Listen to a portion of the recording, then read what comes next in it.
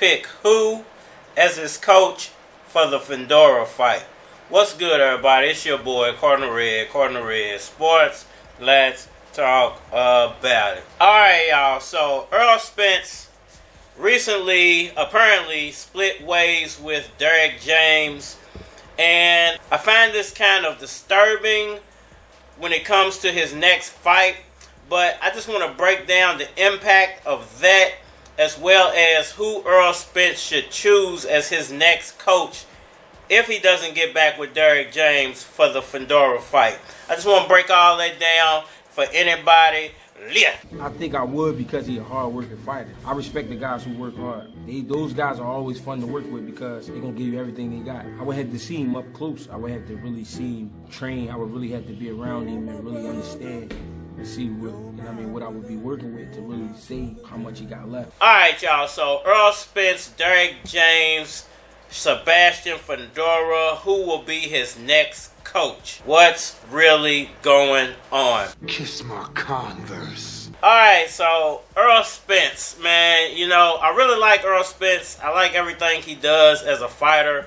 The only critique, and I've said this before, that I've ever had of Errol Spence has been his footwork. You have smoked yourself retarded. And I'm not sure why, Derrick James never addressed this problem with Errol Spence. A lot of people say it's because of his style. He does that mummy foot style because he controls the pace of a boxing ring, and I completely understand that. What'd you just say? You sick sons of bitches. But footwork needs to also not just aid your offense, but it needs to aid your defense. And I think that's where his footwork is messed up at. It's not aiding in his defense, because if his footwork was better, even though he wasn't throwing back really at the highest rate in the Terrence Crawford fight, I think his footwork could have got him out of a lot of trouble if he was utilizing that and if it was better. So perhaps that's the reason he left Derrick James. There was nothing Derrick James could do. Perhaps Derrick James never actually mentioned this to Errol Spence or even brought it up, and it's something Errol Spence is now in the back of his mind as he rewatches the fight and sees all the things he did wrong in that fight. Maybe that's something he's brought up to Derrick James, and Derrick James maybe didn't have an answer for it. Maybe this is all about the money, and it has nothing to do with Errol Spence's cans and can't do's in a boxing ring. No, you know what? You're just as crazy as the people on Twitter. No. But to me, that's his biggest flaw. So who does he go to at this point to fix these flaws? And who is the best flaw fixer in the sport of boxing? I think there's a few names that's out there, that are relevant names in the boxing world. One of them I don't think he will fool with, but I do think he's a great coach, is Calvin Ford. I'm going to give him an honorable mention, but I'm not sure how good of a relationship Spence and Ford have, and it's going to end up taking away from Gervonta Davis. So I would give honorable mention to Calvin Ford. I would really like to see him work with Calvin. You got Floyd Mayweather out there. We'll give him an honorable mention, even though I have my feelings toward Floyd. Floyd is a great teacher of the sport of boxing. Not only do you get Floyd, but you would get Jeff and Mayweather's father as well. So you would actually get a 2-for-1 if you actually chose Mayweather. God, if you listen, hell! My number 3 pick, I think, would have to be Robert Garcia. I think Robert Garcia is a great teacher of the game. The only problem I have with Robert Garcia is that I don't think Robert Garcia was able to help Mikey Garcia do anything new in the later stages of his career. I think Mikey was good all through the mid stages of his career, but when it started getting to the later stages where he should have been developing some new skills as a boxer or leaning on something other than just his power, Robert Garcia wasn't able to develop him as a better fighter in my eyes. Damn! I would say Teddy Atlas. And Teddy Atlas, I think I would have the same problem with, because Teddy Atlas, like Robert Garcia, when he had Timothy Bradley, he wasn't actually able to evolve Timothy Bradley into a better fighter. He only kind of leaned on those same strengths that Bradley already had, a great chin and, just a firefight type of fighter. He never refined his boxing skills. Teddy Atlas would be number 2. My number 1 choice, I think, would be Freddie Roach. Although Freddie's getting up there in age, I think Freddie Roach has refined so many boxers in his career that he could do wonders with a guy like Errol Spence. Stop it. He had great success with Manny Pacquiao. I believe he worked with Oscar at one point.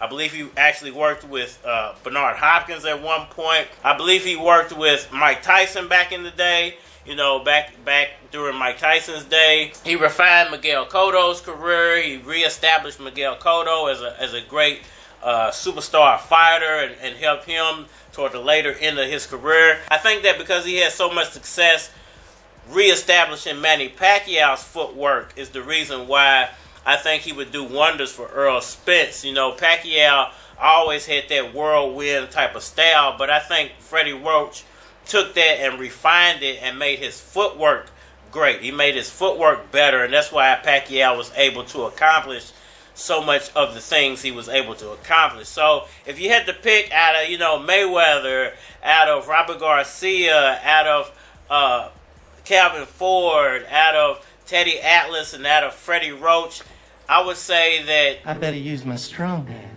If we're not going to add in those honorable mentions of Mayweather and Calvin Ford, you have to go with Freddie Roach. He's the no-brainer in all of this. Good morning. Listen. Let's just get to the bottom of this. I mean, we gotta know where this money going to. Let's get to where you at in life and where you want to be, where you dream to be, where you can be. I mean, we gotta know where this money going to. When you gonna let the bullshit go? When you gonna stop getting up every morning, turning over to talk about somebody, to hate on somebody, to worry about what somebody else got going on? I mean, we gotta know where this money going to. When you gonna stop worrying about all that bullshit, huh? And really start putting the work in and being the person that you need to be in order to go where you need to go. Once you get to a certain age and you're adult, you're responsible for everything you do. You're responsible for where you at in life. I mean, we gotta know where this money going to. You need to be blaming you. You need to be your biggest hater. You need to be looking in the mirror and saying to yourself, I hate me. I've been bullshitting. I made bad decisions. I hate me. I hate myself. Oh my God, I hate me. I mean, we gotta know where this money going to.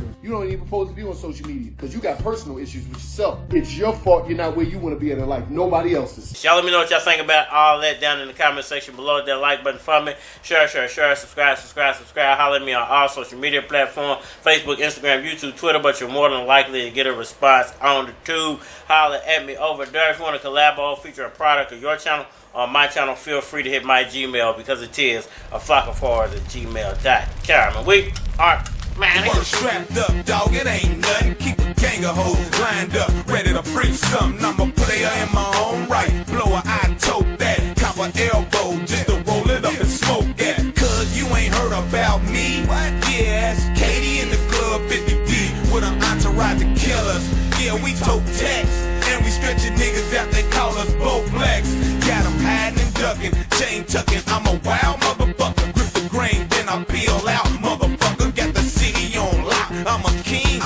And breaking all kind of laws. Cause the police on our team. I got a shop I built up that make money every day. I'm a rap star, a ball like I'm in the NBA. With a cold ass flow and a suave ass swag. With a cocky attitude to keep a broad that's bad. Come on. Niggas on my team, man, my niggas is me. I got some bitches on my team, man, my bitches is cool. I got some niggas on the block, they ain't scared of police. I got some niggas in the hood, let me know what's good. Big real, big blocks, big Chevy, big blade, big beat, big E, big money, big play, big diamonds, big wheels, big brains, big shine, big chains, big gold, big flows, big time. Yeah. Take a hit of the weed and contemplate how I'm about to make the whole city congregate.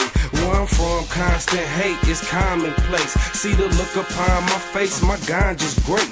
KD told me that he was down south and he heard about keys through word of mouth. Now that's the type of shit to let you know I'm on the grind. A lot of niggas like I bet he blow, it's about time. Be patient. I took a vacation and came back with something for the ones that was hating. You still see me blowed at the radio station, but if they don't play it, dog, ain't no complaining shit. I'm still knocking them, ain't no way you stopping them. Chicks like cars, you with keys, you can hop in them. And you a true bitch, I stay off the brandy like Q Rich, trying to get a few I got chicks. some niggas on my team, and my niggas is me. I got some bitches on my team, and my bitches is me. I got